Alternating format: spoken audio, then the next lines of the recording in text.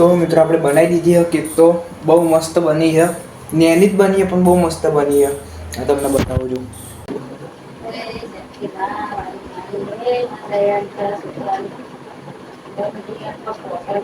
આપણે માતાજીને કેક ધરાઈ દીધી હ. હવે આપણે કેક ચાખતો છે બને એ ડેરી મિલ્ક ની હ ડેરી મિલ્ક મારી માતાજી.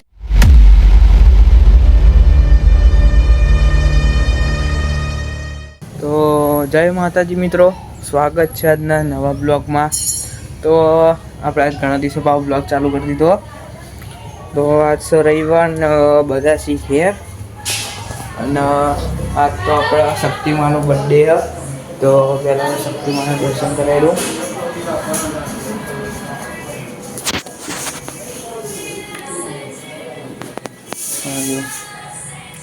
શક્તિમાનો બર્થડે આજ તો.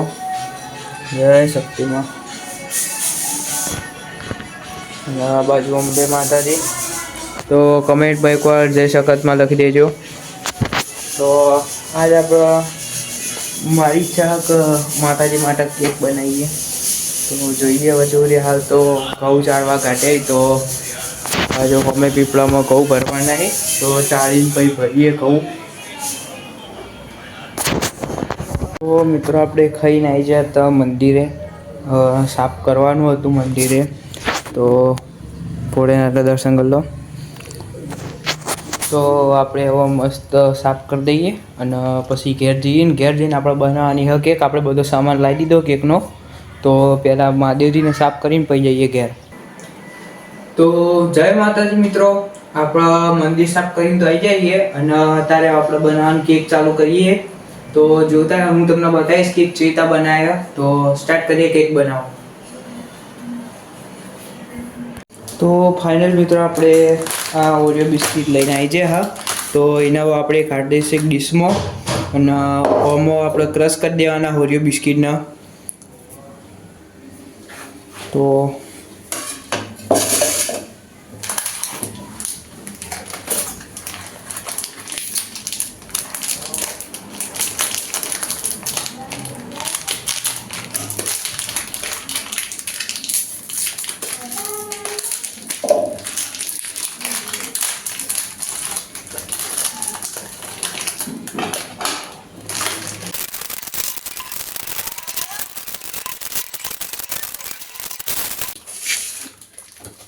તો ફાઇનલ મિત્રો આપણે બધું કાઢી દીધું હો અંદર પેકેટમાંથી તો. તો મિત્રો હવે આપણે આ જે ઓરિયો બિસ્કીટમાંથી ક્રીમને અલગ કાઢી દઈશું અંદર. અને પછી આપણે એને ક્રશ કરી લઈશું આમાં. તો ક્રીમને આમાં કાઢવાની આપણે.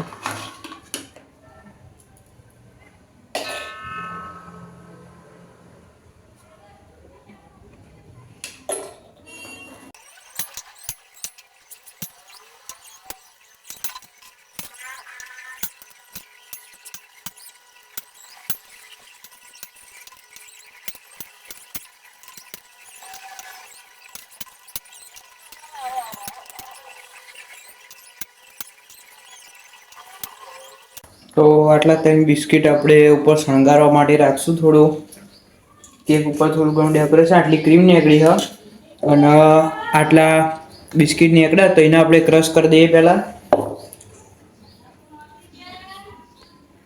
તો મિત્રો આપણે આનો એકદમ પેસ્ટ બનાવી દીધો હવે જુઓ.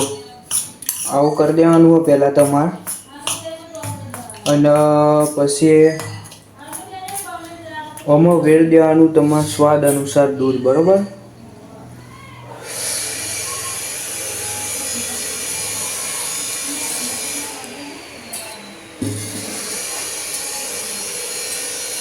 પછી આનાથી મિક્સ નહીં કરવાનું. સ્પેશિયલ આનું મિક્સચર આવે એનાથી મિક્સ કરવાનું અને મૂકી દેવાનું સાઈડમાં.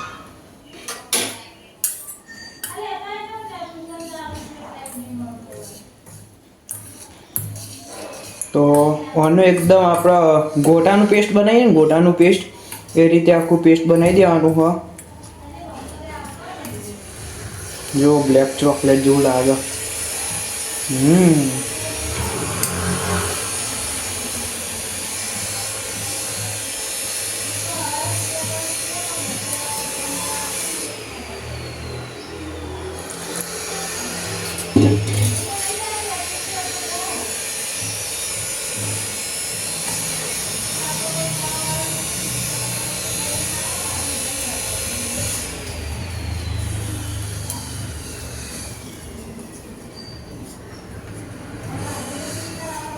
તો આમાં આપણે બેકિંગ સોડા પણ હોય તો બેકિંગ સોડા ઈનો આપણે નાખશું.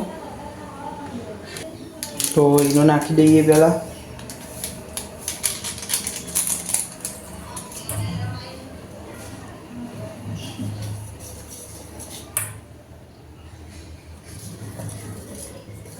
થોડું જાડું ને બહુ પાતળું ને એવું પેસ્ટ બનાવવાનું.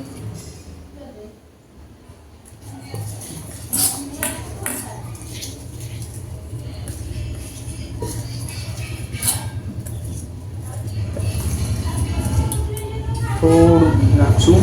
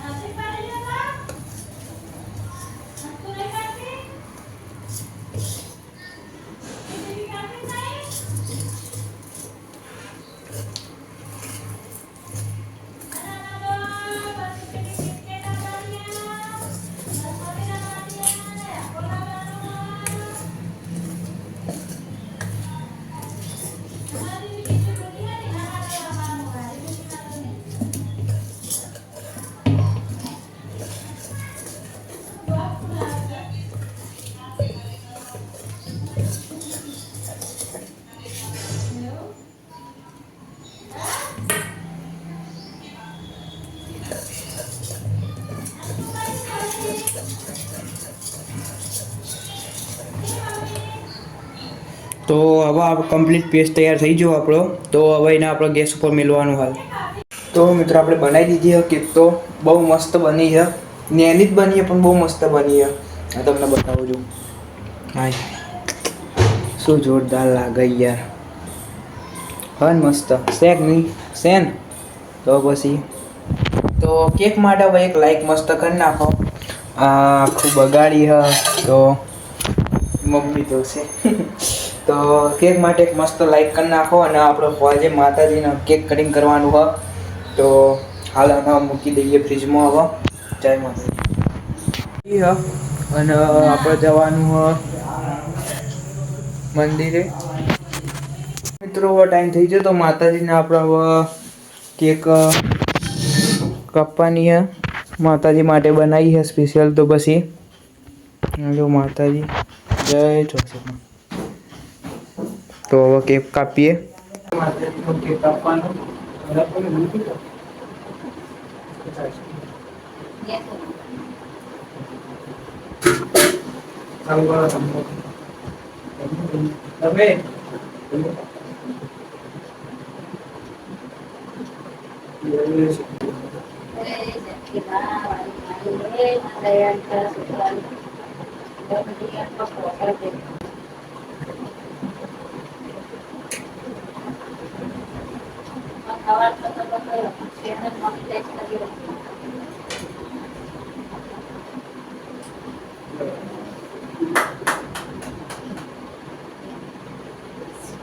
તાળી પાડ પર માતાજી.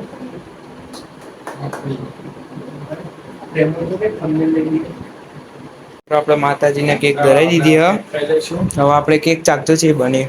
એ ડેરી મિલ્ક ની. હા ડેરી મિલ્ક મારી માતાજી મિલ્ક ડેરી મિલ્ક માતાજી મૂકો. હા લે કેક તો ખાવ પણ જબરજસ્ત બની છે. તો ડેરી મિલ્ક ખાઓ તો પછી જબરજસ્ત બની. ઓર્ડર આપી શકો છો. હા કાપો તો ખરી. ના હોય બર્થડે અંબાજી મંદિર. આ કેક સારી બની છે. અનિકેત ભાઈ અનિકેત ભાઈ પણ લાખ ચાખો. દાદીની વાસ આવે છે પણ થોડી દાગી જાય છે. સ્વાદમાં બરોબર છે. થોડીક દાજી બરાબર. અચ્છા તો મિત્રો આપણે માતાજીને કેક ધરાઈ દીધી અને આપણે ખાઈ લીધી. તો કેક તો બહુ મસ્ત જ બની તારે. તો એકવાર જય શક્તિમાં કમેન્ટમાં જરૂરથી લખજો. જય માતાજી, જય શ્રી કૃષ્ણ. આજના બ્લોગમાં બસ આટલું જ. અને મળી આવતા નવા બ્લોગમાં. જો ચેનલને સબસ્ક્રાઈબ ના કર્યું હોય તો પહેલાં સબસ્ક્રાઈબ કરી દેજો. મળીએ નવા બ્લોગ. જય શ્રી કૃષ્ણ, જય માતાજી.